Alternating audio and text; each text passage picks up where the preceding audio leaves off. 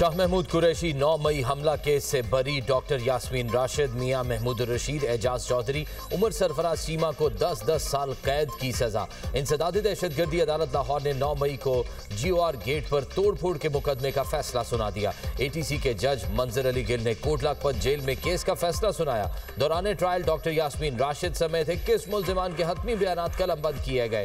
Prosecution की जानिब से 56 गवाहों को अदालत में पेश किया गया। थाना रेस कोर्स पुलिस ने मुकदमे का चालान पेश कर रखा था।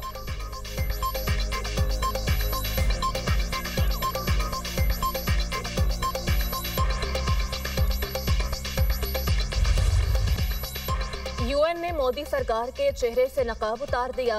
हर धर्मी और झूठ बेनकाब, ऑपरेशन सिंदूर गैर कानूनी और भारतीय इक़दामात पाकिस्तान की खुद मुख्तारी और अदम मुदाखलत के उसूलों की संगीन खिलाफ वर्जी करार। खुसूसी माहिरीन की रिपोर्ट में कहा गया कि पहलगाम हमले में पाकिस्तान के मुलव्वस होने के शवाहिद नहीं मिले। भारत ने दहशतगर्दी के नाम पर एकतरफा फौजी ताकत का इस्तेमाल किया। गैर जानिबदार और शफाफ तहकीकात का पाकिस्तानी मुतालबा दुरुस्त करार। भारत ने ऑपरेशन सिंदूर के तहत पाकिस्तान की हुदूद में ताकत का इस्तेमाल करके UN चार्टर की खिलाफ वर्जी की। भारत ने आर्टिकल 51 के तहत सलामती काउंसिल को बाज़ाब्ता इत्तला नहीं दी। भारतीय हमलों में शहरी इलाकों और मसाजिद को निशाना बनाया गया। दहशतगर्दी के नाम पर एकतरफा फौजी ताकत के इस्तेमाल का कोई तस्लीम शुदा हक मौजूद नहीं। गैर कानूनी ताकत का इस्तेमाल बड़े तसादुम का खतरा पैदा कर सकता है। ऐसी सूरत में पाकिस्तान को सेल्फ डिफेंस का हक हासिल हो जाता है।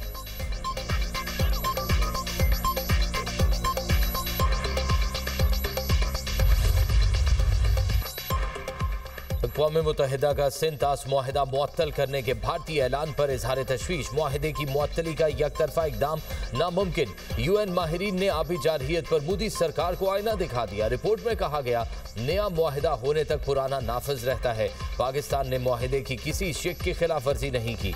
भारत ने सालिसिकारियों में शिरकत से गुरेज किया और सिंध तास मुआहिदे का दायरा इख्तियार चैलेंज किया। रिपोर्ट में भारतीय मीडियम ब्रिज की दलील कमजोर करार। कहा, पानी के बहाव में रुकावट पाकिस्तानियों के बुनियादी हुकूक मुतासिर करती है।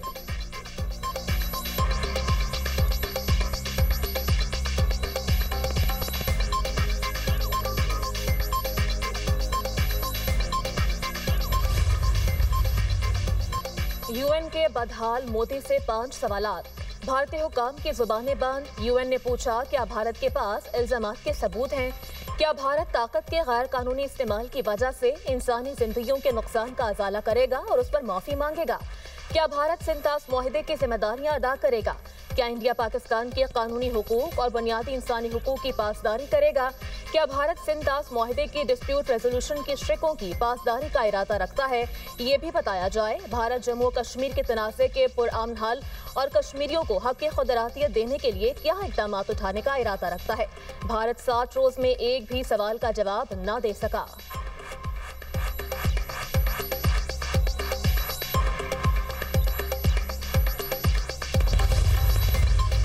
India's most recent action clearly exemplifies the weaponization of water.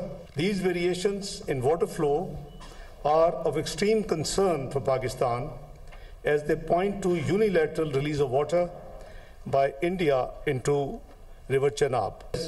Kishanganga and Ratle involves design features that blatantly violate treaty's technical specifications. Any attempt to stop or divert the flow of water to Pakistan under the treaty will be considered as an act of war. यकतरफा तौर पर सिंध तास मुआहिदे की मुअत्तली नहीं हो सकती। भारत का हालिया इक़दाम पानी को बतौर हथियार इस्तेमाल करने की वाज़ेह मिसाल है। नायब वज़ीर आज़म इसहाक़ डार का इस्लामाबाद में सफारतकारों से खिताब। कहा, भारत ने पेशगी इत्तला के बगैर दरियाई शराब में पानी छोड़ा। जनूबी एशिया में अमन व इस्तेहकाम को संगीन खतरात लाहक हैं। किशन गंगा और रतले जैसे मनसूबे मुआहिदे की तकनीकी शराइत की खिलाफ वर्जी है।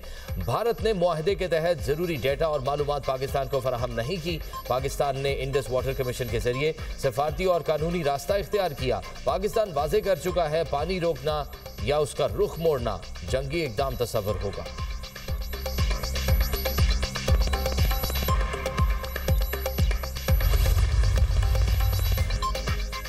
भारत के कातिलाना हमले में जख्मी बांग्लादेश के इनकलाबी तालिब इल्म रहनुमा शरीफ उस्मान दम तोड़ गए। उस्मान हादी जुलाई में हसीना वाजिद हुकूमत का तख्ता उलटने वाली तलबा तहरीक के अहम रहनुमा थे। इनकलाब मंशा के रहनुमा शरीफ उस्मान हादी को गुज़श्ता जुम्मे ढाका में मोटरसाइकिल सवारों ने सर में गोली मारी। इलाज के लिए हफ्ते के रोज सिंगापुर मुंतकिल किया गया था। तफ्तीशी हुकाम के मुताबिक उस्मान हादी को हमले से कबल भारत के फ़ोन नंबर से कत्ल की धमकियां मौसूल हो रही थी। मुश्तबा मुल्ज़िमान भारत से आए और वहीं फरार हो गए।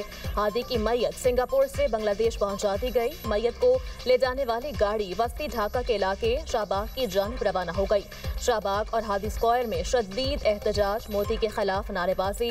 मुजाहिरीन ने मोदी को गुजरात का कसाई करार दिया। शरीफ उस्मान हादी के लिए जुम्मे की नमाज के बाद दुआया तकरीबात। चीफ एडवाइजर मोहम्मद यूनस का कल मुल्क भर में कौमी शोक का ऐलान। कहा, उस्मान हादी का कत्ल इलेक्शन सबोताज करने की कोशिश है। खून और दहशत से जमहूरी सफर नहीं रोका जा सकता।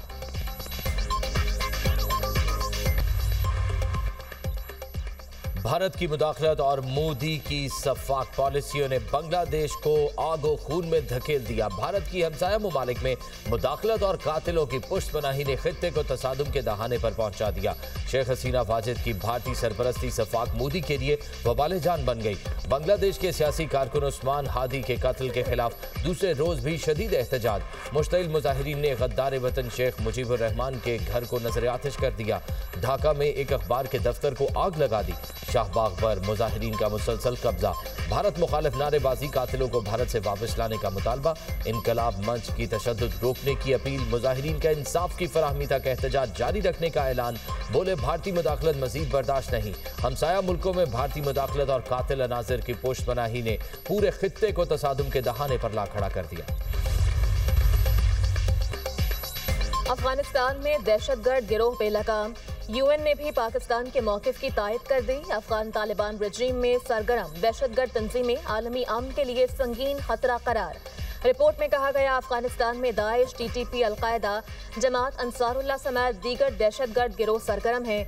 टीटीपी ने अफगान सरजमीन से पाकिस्तान के खिलाफ मुतअद्दिद हमले किए। अफगान तालिबान रहनुमा हैबतुल्लाह के अहकामात अफगानिस्तान भर में नाफिज नहीं हो रहे। दहशतगर्द गिरोह आज़ादाना कार्रवाइयाँ करते हैं। अफगानिस्तान में हुकूमत जबर और इंसानी हुकूक की खिलाफ वर्जियों से चलाई जा रही है। अफगानिस्तान दहशतगर्दों की इंतहा पसंदी और खूनरेज़ कार्रवाइयों की अफजाइश का बन चुका। अफगानिस्तान में बुनियादी मसाइल को हल न किया गया तो हालात मज़ीद बिगड़ सकते हैं।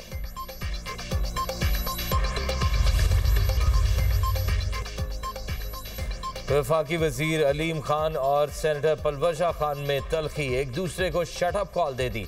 सेनेट की कायमा कमेटी बराए मवासलात का इजलास। पलवशा खान ने कहा, एक निजी सोसाइटी सैलाब में डूब गई थी, ये हुकूमती वज़रा का हाल है। इस तरह के लोग काबीना में बैठे हैं। जवाब में अलीम खान ने कहा, आप लोग ज़ात पर उंगलियां उठाते हैं। आपकी ज़ात पर अगर हमने बात की तो कहीं के नहीं रहेंगे। आप इज्जत करेंगे तो हम भी करेंगे। सारे ज़माने के बेईमान इकट्ठे हो गए हैं। पलवशा खान ने कहा, आप हो कौन इस तरह की बात करने वाले। पलवशा खान ने मामले पर रूलिंग देने की अपील की। कहा, जो बदतमीजी वजीर ने की उस पर रूलिंग दे। अलीम खान ने चेयरमैन कमेटी के कहने पर माजरत कर ली। सेनेटर पलवशा खान ने कायमा कमेटी का इजलास छोड़ दिया। पलवशा खान ने दुनिया न्यूज़ से गुफ्तगू में कहा, मामले को पार्टी की सतह पर उठाऊंगी। वजीर आजम को ऐसे वज़रा की छांटी करनी चाहिए। इस तरह के वज़रा वजीर आजम की बदनामी का बाइस बनते हैं। सिडनी बीच पर हमले की तहकीकात में पेशरफ्त। लिवरपूल पुलिस ने सिडनी हमलावरों से राब्ते के शुबे में 7 अफराद को हिरासत में ले लिया।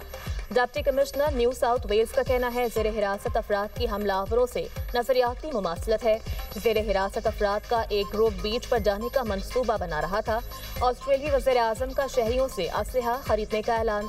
ऑस्ट्रेलियाई वज़ीर आज़म एंथोनी अल्बानीज़ कहते हैं, इस बार असलहा वापस खरीदने की पहले से बड़ी मुहिम होगी। सिडनी वाक़े के बाद अवाम से मज़ीद असलहा वापस लेने की ज़रूरत है।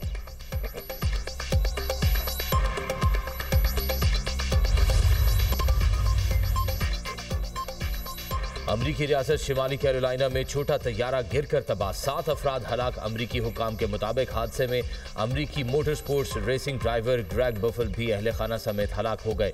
तैयारा हादसे की वजूहात जानने के लिए तहकीकात जारी। छोटा तैयारा लैंडिंग के दौरान गिरा और आग भड़क उठी।